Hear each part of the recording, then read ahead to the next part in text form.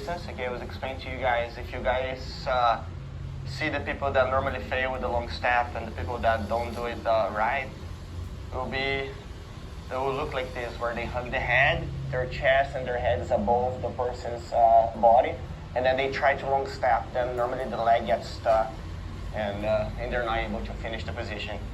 And when you compare that with the people that are successful with the position and they move like fast around the legs, you see how they back up, and normally it's just the head touching the chest. So we go to reverse La Riva. I put my head down, and I create this gap here. Now, normally the person has a frame. I was explaining to you guys, like if the person has a frame, I'm not gonna try to attack him. I'm gonna try to distract him and start using different techniques. So you guys could start moving to the center, almost like a leg weave. Then when you come back, you enter the position. You guys could go and leg trap the person. And then when they're trying to escape from the leg trap, you attack. So normally, like, the higher your level, the more techniques you're gonna see to combine, okay, before you attack the long step. Whenever you don't have a lot of understanding, or you don't have a lot of techniques to use, then you try to go straight to the long step and you get stuck, okay? So try to, when you're drilling, try to be always moving. Look how my head's always going like back and forth. My hip is always going back and forth, trying to find the right distance. Whenever I see the gap open, I attack. If you feel that you guys are doing a back step where like your ear is touching the chest and you're just flopping your hip in the air, okay, it's wrong.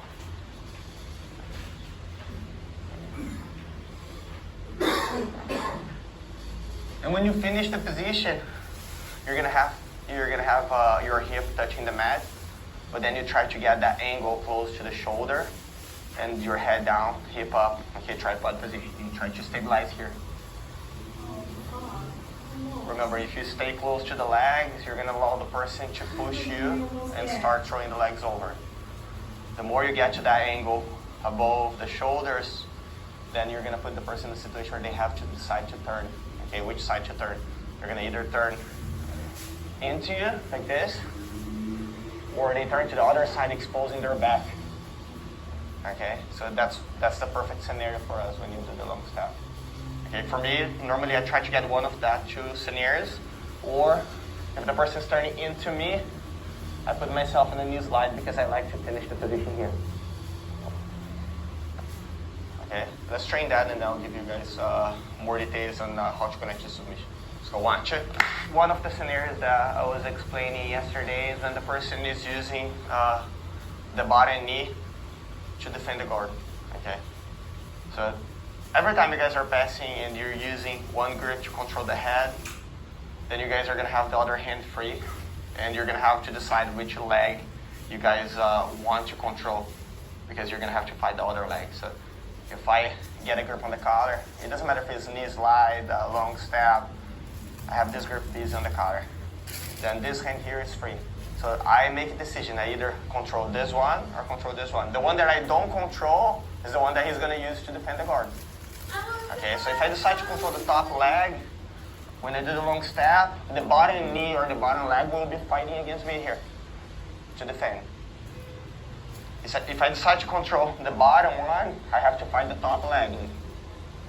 So two different styles, okay? They're both fine, like you guys, you need to know techniques to pass both, but you're gonna have the one that you like better, okay? So I prefer to fight the bottom leg, so normally I control the top leg more.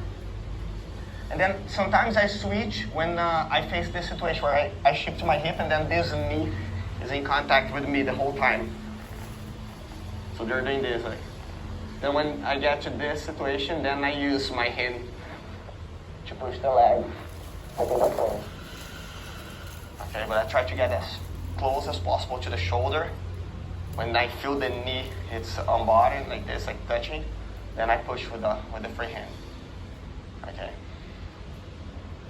Again, it happens like this to me, where I long step, and like the knee, it's in contact with me, And he keeps circling around. Look, he doesn't let me get to the perfect angle to pass. Then from this position, I will do this with a C grip. Okay, this is a scenario where I would switch my grips. I think it's important to you guys to combine from the leg trap. Whenever you guys are doing leg trap, this is an easy scenario to attack the long step. Because it's easy to get the grips, you're very close to the person, and there's no reversal of the hook. So whenever you guys do the long step, you're already on the side. Okay. Now connecting to the submission. Remember that if the arm is over, let's say it's easier, the arm is over my shoulder, I'll go to the back. Okay, you guys can start attacking the choke here, but mainly you're gonna go to the back. This is a perfect scenario to go to the back. The clock choke that we were working yesterday is when the person is countering with a single leg. So I attack a long step, and then start getting for a single leg. Starting into me, getting the single. Now remember, first thing I'm gonna adjust my posture and I have to fight with my chest. So my chest has to be going forward and pushing his shoulder down. If my chest is on top of him like this, then he's gonna carry my weight. Okay, so he's gonna be able to go on his knees and then he start elevating with his knees. Okay, so go start turning. Right. And then this is the scenario that you guys normally face where you have to sprawl and reset the pass.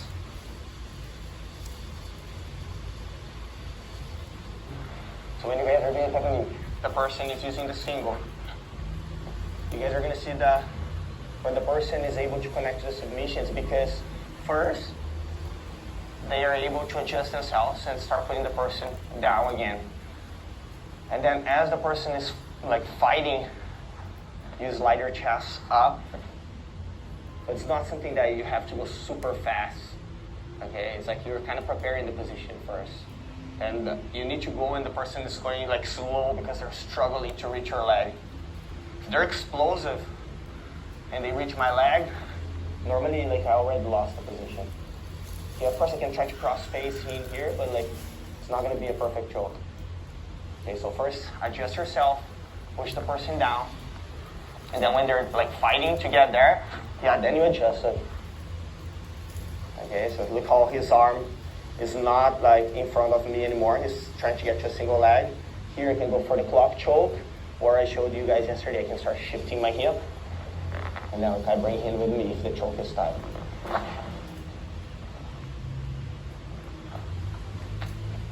Okay, let's try that. Let's go 1, 2. Okay, the scenario that we're working where the person is starting to with a single leg and you guys initiate a clock choke or you jump on the back.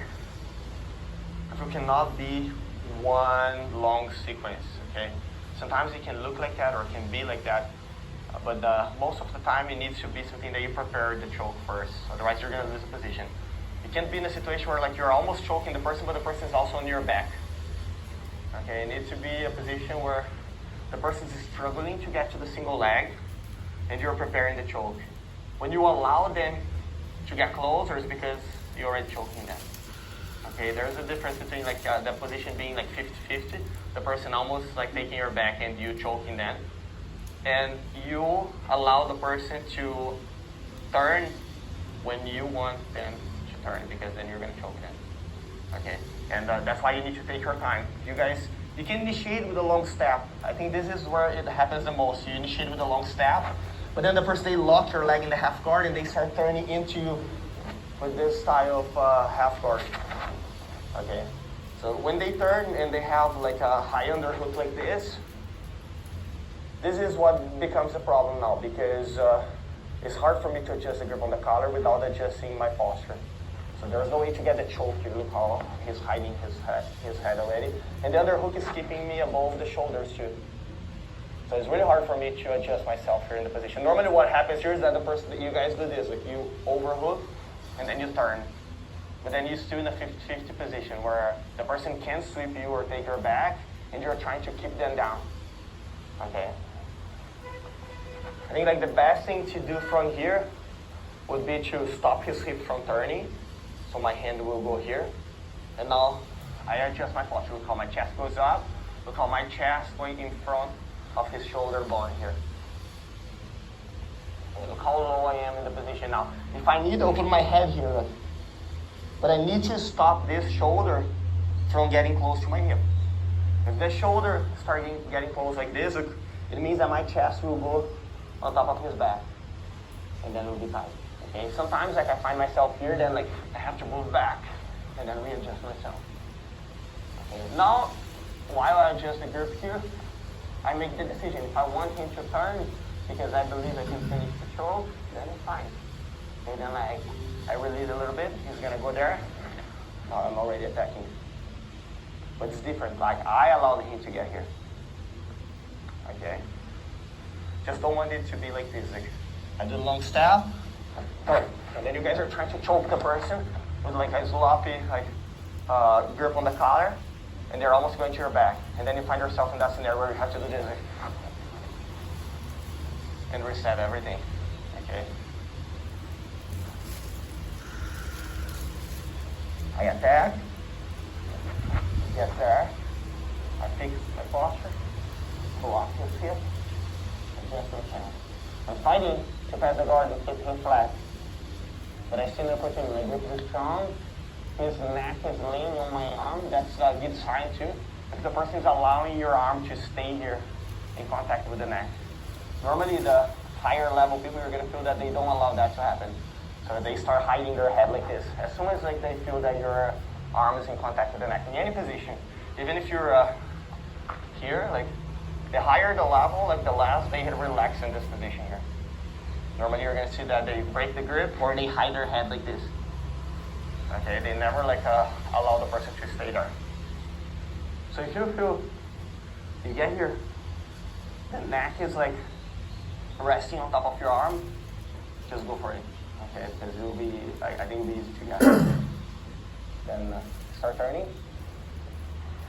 And you need to have that perception too and that experience of like releasing a little bit if you need to in order to let the person turn, and you adjust yourself in the position. Okay, sometimes too tight makes the position feel stuck. Okay, you don't let the person turn, then you don't pass and they don't turn. So if you have a good grip and you feel you're gonna get a choke, you open your hand a little bit just for them to turn, and then you lock it. Okay, let's go 1, 2.